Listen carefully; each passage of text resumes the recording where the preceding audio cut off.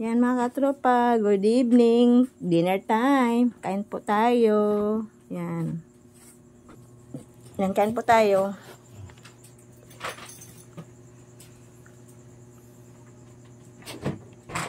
Yan, kain po tayo mga katropa. Yan. Ulam ko po ay gulay. Parang sa Bisaya pala siyang pakbit, pinakbit, pakbit. Kaso lang, walang siyang ampalaya. Ano lang po to, kalabasa, okra, sitaw. Walang talong. Simpleng ulam lang po mga katropa. Simpleng ulam lang kasi walang budget. Ito, tumaas pa yung tuhod ko. Ay ko. Ben, di ba pakaling. Yan mga katropa, kain tayo. Tsaka yung ulam mo kaninang binili o na. Ewan ko kung panis pa ba to. Kasi pag may ulam akong baon, hati kami sa chuchu ko. Ayun siya, chiko yung aso ko. Kain tayo. Yan, kain tayo.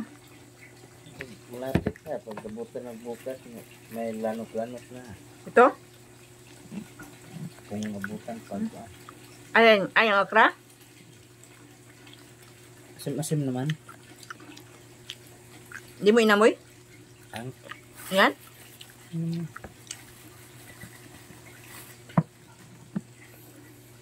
Yan po tayo. Baka yun ang luto. Parang kilawin na.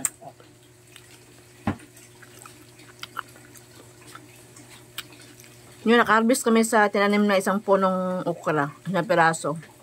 Doon sa may ano namin harap. Sumunod na hindi yung isa. Sa isa-isa lang. Kasi isang puno lang siya. Eh. May mga tropa kain tayo. Yun eh. Yan po mga katrupa. Nakakang ng Nikolo. Kain tayo. Late dinner na to siya kasi 11 na eh. Yan po. Bye-bye po. God bless you po sa lahat. Ingat. Sweet dreams. Bye.